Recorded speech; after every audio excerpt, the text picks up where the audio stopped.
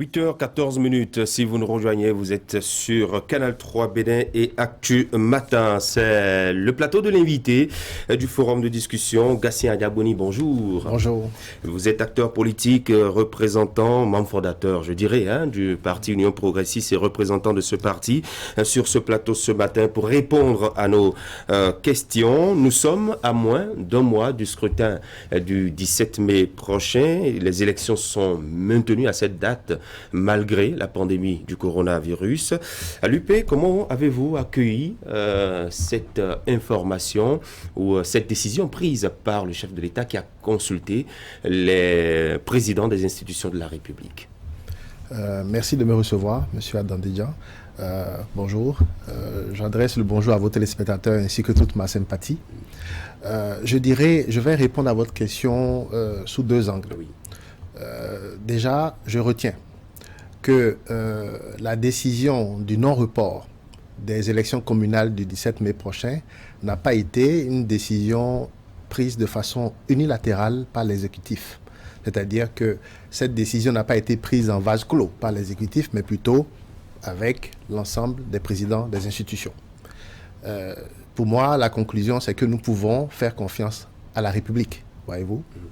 Ça, c'est ma première approche d'intervention sur cette question. Ensuite, en ce qui concerne l'Union progressiste, nous prenons acte de la décision prise par les présidents d'institutions et nous nous organisons pour participer aux élections dans les conditions que vous savez. Vous dites que vous vous organisez pour participer aux élections. Jusque-là, qu'est-ce que vous avez fait ou qu'est-ce que vous êtes en train de faire? Écoutez, nous nous préparons. Vous savez que nous avons une façon traditionnelle de faire la campagne, mais nous prenons acte que, suite à la décision des présidents d'institutions, nous ne pouvons plus rassembler des foules, 100, 200 personnes, nous ne pouvons plus, 500, nous ne pouvons plus. Nous ne pourrions plus faire des caravanes comme nous aimons bien le faire, avec 25, 50 motos, 50 véhicules, nous ne pourrons plus. Voilà, donc nous nous organisons différemment. Comment se prépare-t-on justement dans un processus électoral sans campagne électorale? Pour vous d'ailleurs qui avez l'habitude d'aller au contact des populations, les artisans, les religieux, les dignitaires, les jeunes, etc. Comment se prépare-t-on c'est vrai que, pour être totalement honnête avec vous, c'est vrai que c'est difficile. C'est une décision que nous accueillons, c'est difficile, mais c'est une décision responsable. Disons, ce n'est pas simple, mais nous devons faire avec, voyez-vous. Et nous nous organisons différemment parce que nous avons l'habitude de travailler, comme vous venez de dire, avec les populations à la base. Et donc, nous nous connaissons. Aujourd'hui, les données, la politique, la façon de faire cette campagne a été réorientée, nous allons nous adapter. Nous ne pouvons pas rassembler 200 personnes, mais nous pouvons nous voir par groupe de 6, par groupe de 10. D'accord? Vous voulez dire que vous continuez par exemple d'aller au contact des populations? Par groupe de 6, c'est possible encore, en respectant les distances. C'est quand on se met dans des foules de 200 que ça devient compliqué de respecter les distances. Voilà. C'est sûr. Je suis d'accord avec vous, parce que la façon de faire la campagne de façon traditionnelle, on est d'accord que c'est toujours dans une ambiance festive. Et donc c'est pour ça que je disais tantôt que c'est bien dommage, mais c'est une décision réaliste au regard de la situation. C'est une décision difficile, mais responsable. Et voyez-vous, donc nous devons faire avec. Et c'est aussi là, je crois, nous devons montrer toute notre capacité d'adaptation. Et c'est aussi la force des grands regroupements comme l'Union progressiste. Et nous allons faire avec. Et nous allons gagner. Comment allez-vous pouvoir atteindre les électeurs de tous ces arrondissements 546 du pays? Comment permettre à l'électeur d'être informé suffisamment sur les différents candidats pour opérer son choix? Nous travaillons depuis un certain nombre de temps. Nous n'avons pas attendu la veille des élections pour aller informer nos candidats ou les mobiliser, etc. Nous avons régulièrement fait des revues de troupes, nous avons gardé contact avec nos militants, donc cela va nous faciliter un peu la tâche. Les militants nous connaissent et ils savent à peu près ce que nous voulons faire. Et donc aujourd'hui, nous allons utiliser d'autres canaux. Vous savez que des décisions ont été prises, la Sénat, la HAC, les médias vont être utilisés. Nous allons faire le maximum pour atteindre nos militants comme nous pourrons le faire. Il faut bien plus que des militants pour gagner une élection. Il n'y a pas que les militants qui votent. Tous les électeurs ne sont pas militants. Il n'y a pas que les militants qui votent. Je suis Vous avez d'accord. besoin de convaincre aussi les citoyens qui ne sont pas militants. Oui, non, c'est sûr. Les médias seront utilisés à bon escient, puisque, bon, vous savez, nous ne pouvons pas aller contre la décision des présidents des institutions. Nous allons travailler avec les moyens que nous avons. Nous allons utiliser les médias, les réseaux sociaux, la communication digitale, qui est une forme très moderne désormais de travailler. Et puis, nous allons nous exercer à ça. Je pense que la communication digitale c'est pas la première fois que nous allons l'utiliser, mais nous allons accentuer 40 plus minutes sur ça. par jour pendant 2 semaines, 3000, combien déjà de candidats par parti. Comment allez-vous organiser la distribution du temps d'antenne? Est-ce que la réflexion a-t-elle déjà été menée au sein de l'Union Non, progressiste? je pense que on ne va pas mettre la charrue avant les bœufs. Il y a un certain nombre de minutes réparties. Mais nous allons attendre les instructions du parti, de la Sénat, etc. pour statuer sur ça. Nous allons faire avec. Vous allez faire avec. Alors, la Sénat également, qui déroule son calendrier, la semaine dernière a eu lieu le tirage au sort. Vous êtes, par rapport à votre positionnement, vous êtes, disons, sur le flanc gauche, au niveau du bulletin unique. Vous êtes positionné à gauche dans le cercle. Est-ce que c'est convenable pour vous, cette position? Non, disons... Je vais être très honnête, la position importe peu. Vous savez, que nous soyons en haut, en bas, à gauche, à droite, au centre, ou même si vous voulez dans un petit coin à gauche, en haut, c'est pas déterminant dans la victoire. Ce qui est important, c'est notre capacité au niveau du parti à nous organiser, à nous mettre ensemble, à agir ensemble, à être cohérents dans nos actions. C'est ça qui est déterminant. Ce qui est important, c'est le discours que nous allons délivrer de façon unanime, de façon concertée, à l'endroit de nos militants. Ce qui est important, c'est notre capacité à apporter un projet de transformation de nos communes, à soumettre un projet de transformation de nos communes à nos sympathisants, à nos militants. Je pense que c'est ça qui est déterminant dans la victoire. La position, pour moi, honnêtement, importe peu. Et je pense que c'est la position de l'Union progressiste également.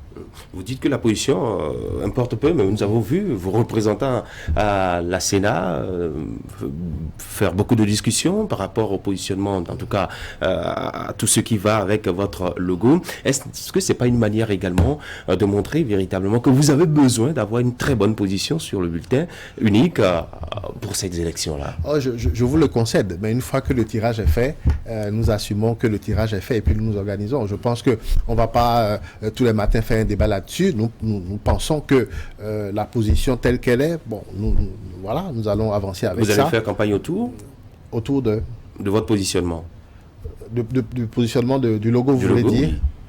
Non, nous allons évidemment, comme cela se fait, nous allons montrer en son temps aux militants, aux sympathisants, notre position sur le logo et ceux qui sont avec nous, ceux qui veulent venir avec nous, comment est-ce qu'ils doivent poser le tampon et tout ça, nous allons leur indiquer où se trouve notre logo. Mais je dis, ce n'est pas catastrophique, quoi. C'est-à-dire que les enjeux sont ailleurs. Quel intérêt ces citoyens, ces électeurs pourraient-ils avoir en son temps à vous suivre?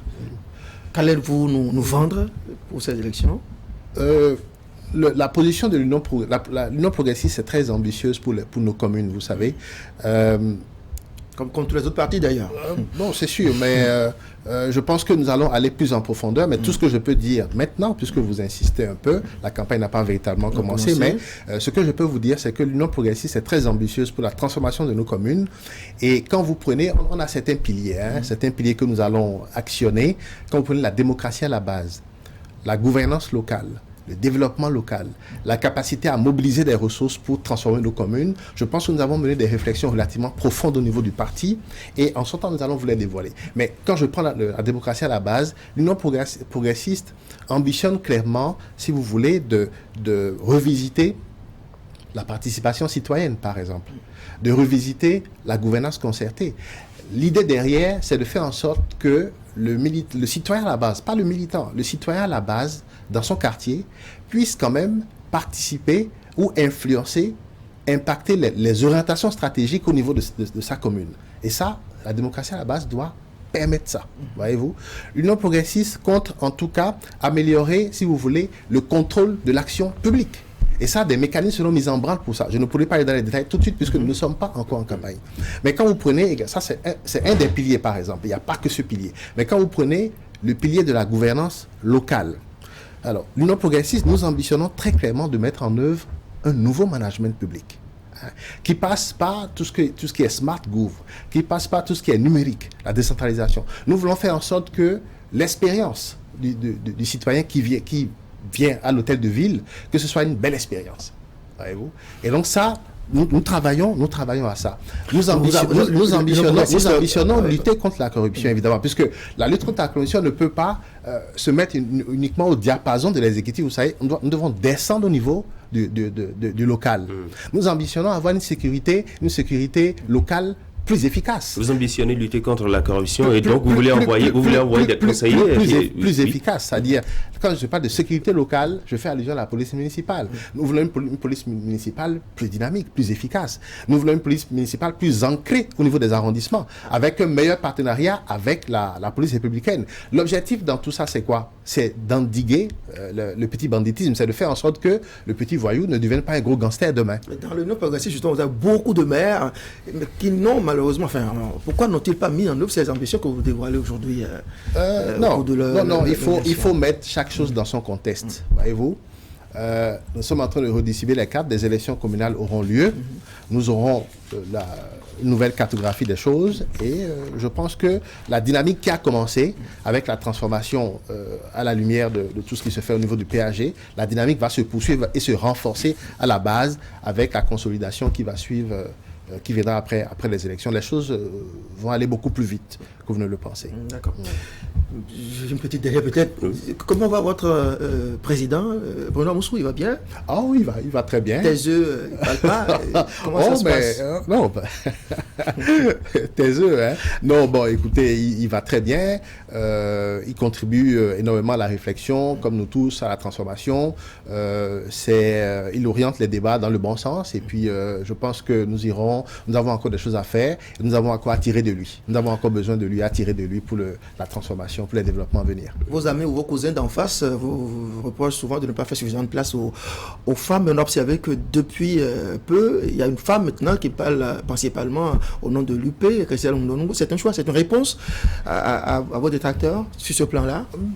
Je ne dirais pas que c'est une réponse. Nous n'agissons pas en fonction de ce qui peut être dit sur les réseaux sociaux, en fonction de ce que un certain Paul peut dire un matin, Jacques le soir. Nous agissons avec beaucoup de sérénité et je pense que Mme Ondongo est à sa place. Je crois que le parti est globalement satisfait de son travail et je pense qu'il n'y a pas qu'elle. On a des femmes députées, on a des femmes qui sont peut-être moins visibles que Mme Ondongo, mais qui sont tout aussi brillantes, quoi.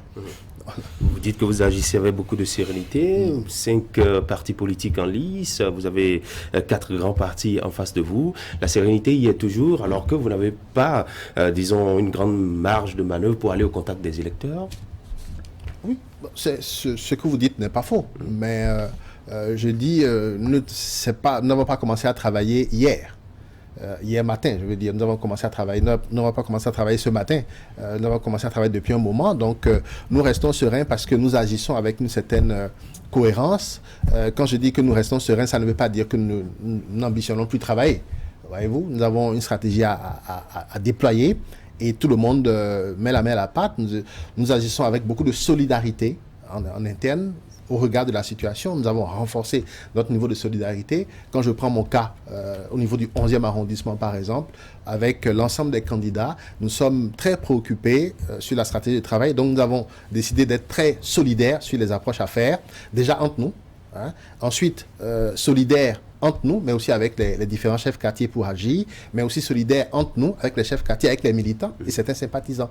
Et donc, il y a nécessité d'être très cohérent dans ce que nous allons faire au regard des contraintes que nous avons pour la campagne, pour pouvoir arriver au soir du 17 mai avec des résultats, je crois, tangibles, concrets, et qui vont nous permettre de révéler chacun les filles et fils de nos arrondissements, et par ricochet, révéler nos arrondissements. Voilà. Et la stratégie de l'Union progressiste. Oui, André vous faisait la question en parlant justement de Bruno Amoussou. Oui, aujourd'hui, quel rôle a-t-il joué jusque-là dans les positionnements et dans tout ce qui se fait comme stratégie au niveau de l'Union progressiste? Enfin, je ne sais pas pourquoi vous Rôle faites... rôle de conseiller, je ne sais juste pas que pourquoi ça, vous faites le un président, focus sur mon président. C'est lui qui donne. Mais ce que je peux vous dire sur les positionnements, c'est que le parti, là encore, a travaillé de façon structurée. Je pense que c'est une des signatures de l'Union progressiste. Des comités ont été mis en place et ont agi et ont travaillé pour faire des propositions sur les positionnements. Ces comités sont passés présenter les travaux et les présidents du parti ont opiné, voilà, ont opiné, amendé, ajusté un tout petit peu, mais tout ça s'est fait de façon très collégiale, hein. Il y a pas, c'était pas de la dictature du tout. Ok, comment gérez-vous Et mon président se porte bien. Les frustrations? Oh, ça se gère comme partout. Vous savez, il y a toujours des frustrations. Hein. Pourquoi vous parlez de dictature? Pardon? Vous avez parlé de dictature. Pourquoi? Non, c'est pour vous rassurer que ça s'est fait. Nous, on n'en a pas parlé. C'est pour vous rassurer que tout ça s'est passé de façon très collégiale. Il n'y a pas eu de dictature. Tout ça, c'était... Voilà. Merci beaucoup, Gatien Djabori, membre fondateur du parti Union Progressiste, représentant du parti Union Progressiste sur ce plateau, pour nous parler donc de l'organisation au sein de l'Union Progressiste pour les communales du 17 mai prochain. Excellente journée. Merci. Du lundi à vous.